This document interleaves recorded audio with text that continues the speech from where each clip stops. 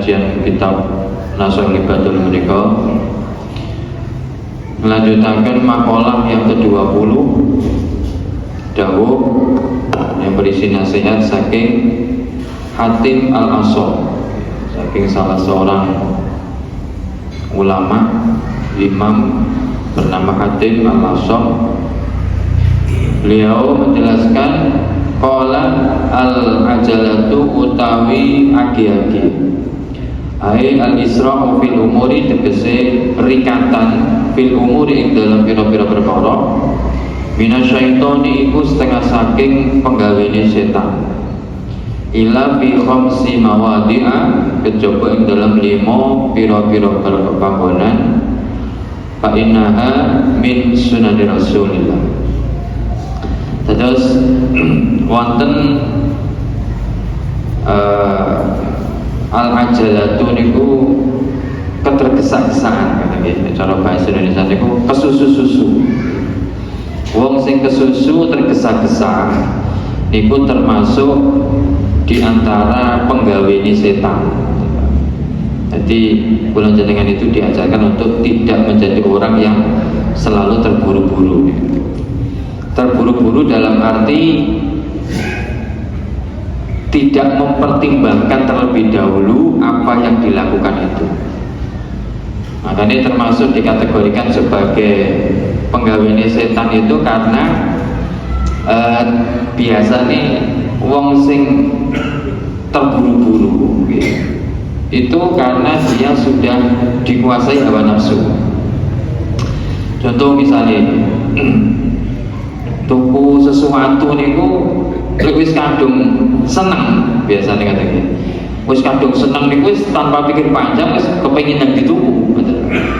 Padahal ketika misalnya dipertimbangkan dulu iki dituku iki kebutuhannya opo, apakah memang dibutuhkan atau hanya sekedar nuruti seneng, itu biasanya enggak diperhitungkan. Jadi ketergesaan itu biasanya muncul karena wis kadung dikuasai oleh kesenangan. Termasuk perkara umpama wis kadung seneng wis kudu jam budal. Tidak ada pertimbangan terlebih dahulu. Makanya wong sing tergesa-gesa mengambil satu langkah perbuatan itu termasuk tipu dayanya setan karena biasanya sudah dikuasai oleh hawa nafsu, dikuasai oleh kekarepan, keinginan untuk menikmati kesenangannya tadi itu. Biasanya ngoten niku terus buri-buri lagi ketun. Oh iya lah, kok mau tak tuku. Sinangkono tiba ilmu murah, misalnya ngoten ya. Jadi biasanya ketergesaan itu mengakibatkan munculnya penyesalan. Itu dudukno bahwa ketika dia mengambil keputusan yang tergesa-gesa tadi itu tanpa pertimbangan, tanpa perhitungan, maka dia kemudian di akhirnya muncul penyesalan, ketun buri. Lah, ketergesaan yang modelnya teniki yang disebut sebagai tipu daya setan. Model mengambil kesimpulan, mengambil keputusan yang terburu-buru tanpa ada pertimbangan, tanpa dipikirkan terlebih dahulu. Ini disebut salah satu penggawene setan. Berbeda dengan ketika mengambil keputusan yang cepat tapi dengan penuh pertimbangan. Nah, ini berbeda. Jadi misalnya seorang pemimpin harus segera mengambil keputusan, itu ketika mengambil keputusan sudah dipertimbangkan terlebih dahulu, itu namanya buatan kesusu, buatan tergesa-gesa, tetapi nopo negara efisien, efektif. Jadi yang termasuk ketergesaan yang tidak baik itu adalah ketika ketergesaan itu tanpa dibarengi dengan pertimbangan, tanpa dibarengi dengan pemikiran yang penuh perhitungan. Intinya di situ. Artinya bahwa ketergesaan itu sesuatu yang tidak baik kecuali di dalam 5 perkara. Ila fi khamsi mawadi'a, kecuali di dalam 5 perkara. Maka tergesa-gesa dalam 5 perkara ini justru merupakan sunnah Rasul, merupakan ajaran Kanjeng Nabi. Tergesa-gesa itu dalam arti mensegerakan di dalam 5 perkara ini termasuk sunnah Rasul. Tapi selain 5 perkara ini nanti masuk kategori penggawene setan. Yang pertama, it'amud dhaifi, bersegera di dalam memberikan makanan kepada tamu, segera nyuguhi tamu. Ketika ono tamu segera disuguhi. Ini termasuk bersegera yang termasuk kategori sunnah Rasul. Bima la yutakallafu indal madifi. Lah nyuguhi tamu ini juga tidak boleh la yutakallafu, kelawan barang kang ora dipaksakake. Jadi sesuai kemampuan. Nyuguhi tamu itu sesuai dengan kemampuan, mboten mengada-adakan. Kadang niku nggih sebagian ada yang terus nganak-nganakno gitu. Nyuguhi tamu niku nggih lagi-lagi terus serba gak penak nggih, ewo-pekewo, kemudian nganak-nganakno sehingga memaksakan diri untuk nganak-nganakno sesuatu yang kita nggak punya. Nah itu kurang baik.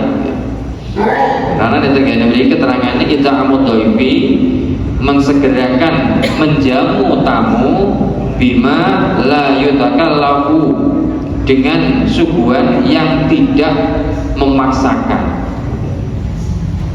Idza nazala nalikane ketekan tamu. Jadi ini pas ketekan tamu niku bersegera dalam menjamu tamu, itu termasuk sunnah Rasul.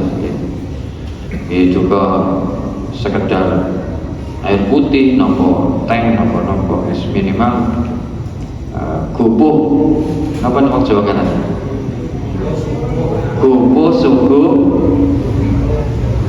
asli gubuk pokoknya. Ketekan tamu sehingga niku. Nah, yang perlu digarisbawahi ini adalah tidak memaksakan diri. Kok terus goro-goro sawangane lah, itu terus memaksakan diri yang gitu. Nah, terkait dengan soal memuliakan tamu niki, wonten hadis saking Kanjeng Nabi yang diriwayatkan oleh Abi Hurairah.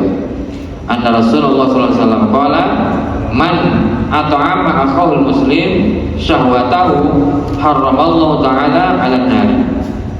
Sapa wonge sing nyuguhi dulure, memberikan makanan dulure sing muslim berupa makanan yang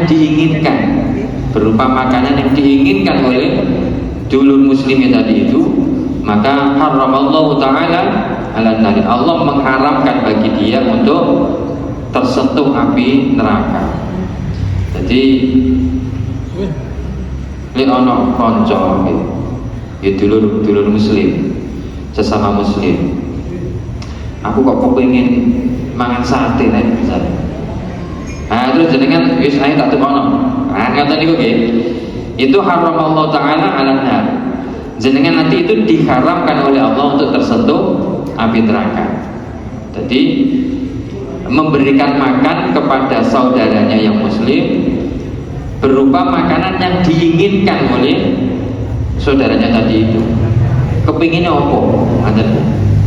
Jadi sekali-kali kalau jenengan niku nraktir bolone niku opo? Pengen opo? Pengen tahu tek. Biasa nih tahu tek. Sekiyane. Apa yang diinginkan kemudian jenengan memenuhinya, maka nanti jenengan akan mendapatkan keutamaan haram tersentuh api neraka.